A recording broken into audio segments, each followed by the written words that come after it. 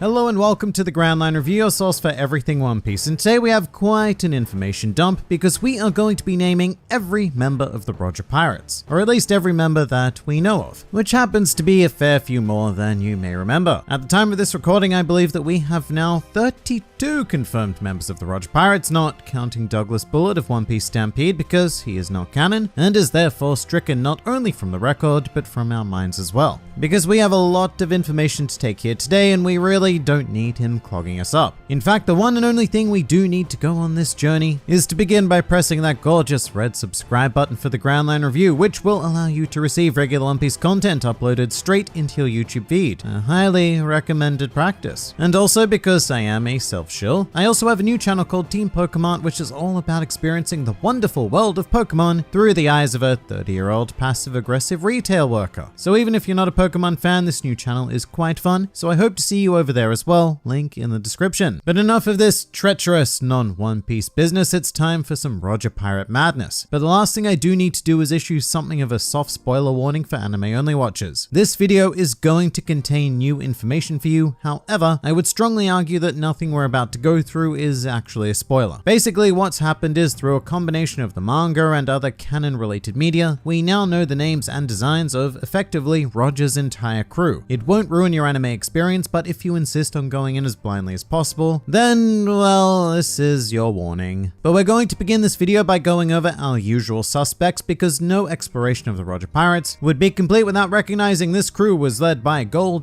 Roger, the one and only figure in the history of the world to have been hailed as the Pirate King and the man who kickstarted the golden age of piracy as we know it. And since we're all well and truly familiar with him, let's continue. Backing up Roger was first mate Silver's Ray Lee, also known as the Dark King, and a figure who we are quite familiar with in modern times, having been Luffy's hockey instructor, a ship coater of Sabari, and a confirmed Kizaru stopper. After him comes a much more mysterious entity named Scopa, a man who is very consistently featured in the flashbacks of the Roger Pirates, and is implied to be a heavily important figure within the crew. Together with Roger and Ray Lee, he may form the third part of the Roger Pirates' own monster trio, and I anxiously await the day that we get to know a bit more about him, because right now, all we know is that he likes axes. Then of course, we do have the two younglings of the crew, the apprentice pirates Shanks and Buggy, one of whom would go on to become a world-renowned Emperor of the Sea, and the other would go on to become a world-renowned meme. And as for the other well-known duo of the Roger Pirates, we also have Inuarashi and Nekomamushi, the current dual leaders of the Mink tribe, who more or less arbitrarily joined the Roger Pirates, although it should be noted that these two left the crew before they landed at Laugh Tale. Similarly, Kozuki Toki was a member of the Roger Pirates alongside Odin, but just as with the cat and the dog, she was not present for the culminating moment of these pirates. But the important reason why these three were on board to begin with is due to following our next member being Kozuki Odin, a man who is rapidly becoming one of the most integral characters in One Piece as we know it, and unlike his vassals and wife, Odin did make it to Laugh Tale. And of course, we cannot forget our final usual suspect being Crocus, the invaluable doctor who was able to keep Roger alive long enough to circumnavigate the globe and become the Pirate King. And currently, Crocus serves as something of a whale caretaker at Reverse Mountain, which is indeed an intriguing retirement hobby. And at this point, you might be thinking that we've come close to the conclusion of what we know of this crew, but in reality, we still have roughly 22 members of the Roger Pirates left to go through, because yes, this crew was incredibly massive, at least compared to that of the Straw Hats anyway, and the following slew of members were all named by Oda in the SBS of volume 96 if you're curious about where this information comes from. But let's hop into things immediately with Nozdon, a very curious figure who you may know by a different name actually, because this character has been given another official name, which is Seagull, and that came to us through the One Piece Deep Blue databook. However, as of the SBS of volume 96, Oda has changed his mind and he is now Nozdon. All hail Nozdon, a man who we know very little about except for a perpetually angry and or shocked expression that dons his face at all times. And out of everyone else we're about to explore though, Nozdon is admittedly certainly one of the more consistently shown members of the Roger Pirates. But next up we have a character who often gets confused for Nozdon and or Seagull, but this guy's name here is Sunbel, and as it happens, he and Nozdon are both burly, round-faced dude guys. But the fun fact we have about Sunbel is that he is a fishman who wields a trident in battle, none of which is evident in this particular picture, given how he just looks like a portly human, but Sunbel does indeed have webbed hands, and is apparently quite the powerhouse in terms terms of raw strength. Moving along to our next member, we have Taro, who would appear to be a blade user, having been shown wielding both a sword and a knife. And I should mention that Taro is someone who has been suspected by the fanbase of being a younger Douglas Bullet. But without going into anything too deeply, this has been proven to be incorrect, although he does often get pictured with a very similar attitude to Mr. Non-Canon Bullet. Then we have another swordsman named Doringo, who appears to use a two-sword style in combat. He's also a very,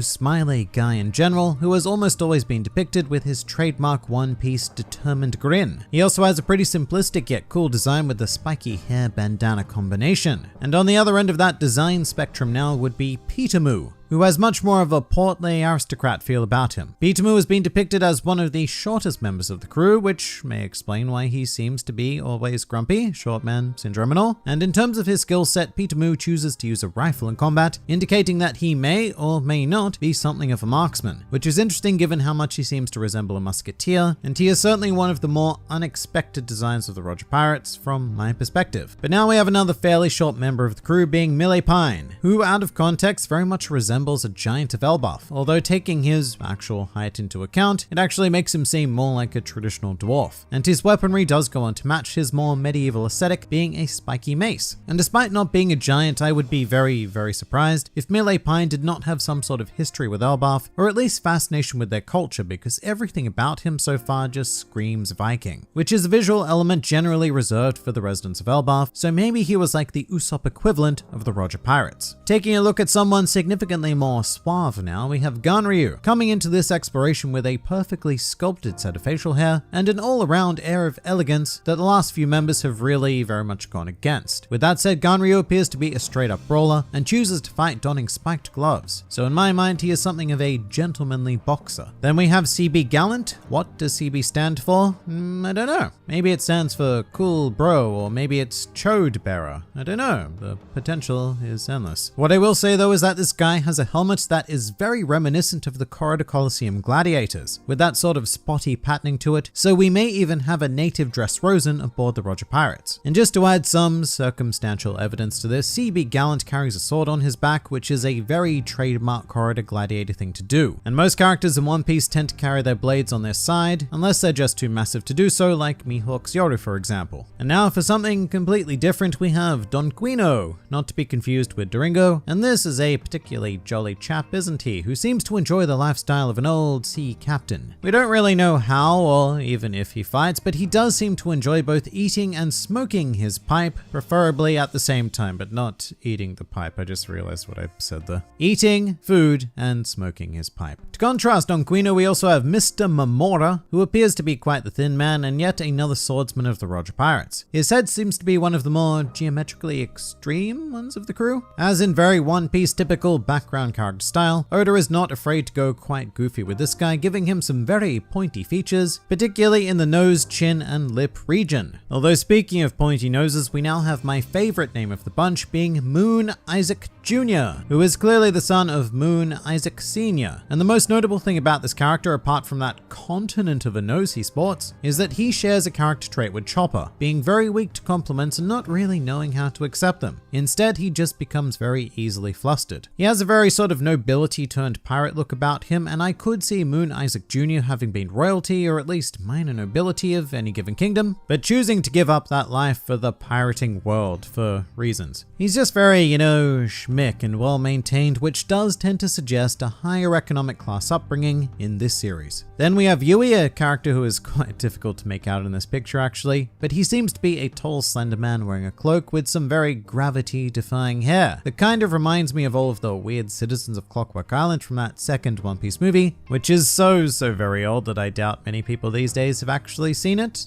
It's a pretty fun one though. And coming up next is Ran Graham, who much like Scopa is apparently an axe wielder in combat. His facial features are quite tiny apart from that rather upset mouth, and I'm not sure if those swirls on his chest are some sort of funky tattoo or just manly chest hair. Or actually maybe it's just like a low hanging necklace. Look, I'm gonna leave the choice up to you. And now I apologize for the quality of this picture. picture, but when it comes to Mugren, we don't have a lot of options available. He is one of the most background of this series of primarily background characters, and he really only displays the classic qualities of a typical joyous pirate. Fun fact though, he has a rank and was referred to as Colonel Mugren by Oda, so he may have some sort of military background. Not within the Marines though, because they don't use the colonel ranking. Next up is another more aristocratic looking member, because we have a surprising amount of those, but it is Max Marx. And very importantly, for whatever reason, each letter in Max is capitalized, whilst Marx is just normal. And in fact, Oda actually uses the English letters MAX in the name, which is a very popular use of English in Japanese actually, so it's probably emphasizing that this guy thinks quite highly of himself, and he does give me that sort of Frankie super vibe. For someone a bit more downplayed though, we can turn to Spencer, who seems to embody the typical cool guy sort of design, and actually he's sort of like a strange combination of Cavendish and Trafalgar Law. So I imagine that if the Roger Pirates were ever thoroughly expanded upon, he would become an easy fan favorite. And then we also have the super happy Bankuro, who in this image kind of looks like a tontada dwarf, but he's just a really short man whose collared shirt makes him look like an elf in Santa's workshop. Meanwhile, this rather mean looking sailor's name is Blue Marine, and he borders on being one of the most stereotypical pirates I think we've ever seen in One Piece, with his bandana and horizontal striped shirt. Plus he also has a chin which looks like it could act as a bridge between entire islands. And for quite possibly the most casual member of the Roger Pirates we've seen thus far, may I introduce you to Erio. And really, he just looks like a middle-aged dad on vacation. A vacation to laugh tail, I suppose, which sounds pretty amazing. But now here's Rowing, whose jagged mouth reminds me a bit of Scotch, that member of the Beast Pirates who we see every now and then. And Rowing also seems to adopt some sort of archaeologist chic, having come dressed in his best archaeological dig wear. And now here is what happens when you mix Sanji and, I don't know, probably Helmeppo. You get Jackson Banner, who looks like he's having the time of his life. Intriguing little combat fact about this guy though, is that he carries both a rifle and claw style weapons on his hands, making him quite the versatile little being, adept at both long range and short range combat. And finally we have Yamon, who has both the longest hair and thinnest legs in the crew, in addition to being a spear user. And Yamon very much evokes a sense of the Shandian tribe, which would make some potential sense, given that the Roger Pirates did go to Skypiea, so perhaps they recruited him there. But Yamon is also very interesting because he was only showcased in the SBS Volume 96. So Oda very specifically added him there, and Yamon has not been shown in the actual series as of yet in any way, shape or form. So alright, we did it. That is a complete roster of the Roger Pirates. I don't expect you to remember all of their names, and I don't expect me to remember all of their names, but I guess that is what this video will eternally exist as a reminder of. So I hope you got some value out of this, and please do let me know which of these fun figures is your favorite in the comments below. And just in general, what do you guys think? Please do leave your thoughts in the comments below, or even join my Discord server. And if you'd like to see more videos like this, then please do go and check out some of my other content, or even subscribe to the channel for more glorious One Piece business uploaded straight into your YouTube feed. But for now, this has been the Grand Line Review, and I'll see you next time.